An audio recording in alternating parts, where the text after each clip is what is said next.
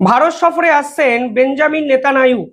আগামী 6 মাসের মধ্যে ইসরায়েলের প্রেসিডেন্ট, ইসরায়েলের প্রধানমন্ত্রী, ইসরায়েলের প্রতিরক্ষা মন্ত্রী এবং ইসরায়েলের বিদেশ মন্ত্রী ভারত সফরে আসবেন ধারাবাহিকভাবে। এবং এই সফরগুলোকে কেন্দ্র করে রাজনৈতিক মহলে কিন্তু একাধিক প্রশ্নচিহ্ন উঠতে শুরু করে দিয়েছে। এই সফরের নেপথ্যে কারণটা কি?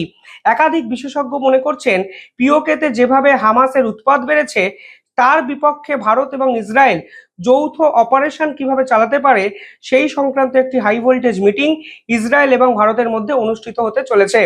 পরের বছর ফেব্রুয়ারি মাসে অর্থাৎ 2026-এ ভারত কিন্তু এআই সামিট অর্গানাইজ করছে। সেখানেও কিন্তু ইসরায়েলের সঙ্গে একাধিক কোঅপারেশন ভারতের হতে চলেছে। অপারেশন সিন্দুরের পর্বে ইসরায়েলের ইন্টেলিজেন্স সরাসরি ভারতকে বলেছিল যে এই পেহেলগাম হত্যাকাণ্ডের ঠিক 1 মাস আগে হামাসের নেতারা পিওকেতে এসেছিল এবং জয়সি মোহাম্মদের সঙ্গে অত্যন্ত গুরুত্বপূর্ণ একটি মিটিং করে এবং তারা প্রকাশ্যে একাধিক সমাবেশও করে।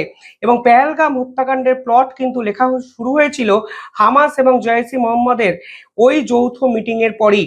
ইসরায়েলের এই ইনপুট পাওয়ার পর ভারত পিওকেতে একাধিক অপারেশন চালায় এবং 9টি জঙ্গি ঘাঁটি সম্পূর্ণভাবে তছনছ করে দেয় পরবর্তীকালে।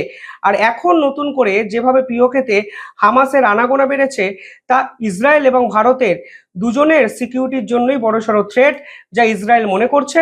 এবং সম্ভবত এর জন্যই আগামী 6 মাসের মধ্যে ইসরায়েলের টপ মোস্ট 4জন অফিসিয়াল ভারতে আসছেন বলে বিভিন্ন বিশেষজ্ঞদের মত। মুম্বাই এবং আহমেদাবাদে দুটো অত্যন্ত গুরুত্বপূর্ণ মিটিং ভারতের প্রধানমন্ত্রী নরেন্দ্র মোদীর সঙ্গে তারা করতে পারেন। প্রসঙ্গত, ডোনাল্ড ট্রাম্পের এই ট্যারিফ ওয়ারের পরেও ইসরায়েল কিন্তু ভারতের সঙ্গে একাধিক ব্যবসায়ী সম্পর্ক চুক্তি কমপ্লিট করেছে। অর্থাৎ ডোনাল্ড ট্রাম্প কিংবা পাকিস্তান যাই হোক, ইসরায়েল কিন্তু ভারতের সঙ্গে সম্পর্ক রক্ষা করতে বদ্ধপরিকর। অন্তত এই সকল বিষয়গুলো সামনে আসার পর নিশ্চিত হওয়া যাচ্ছে।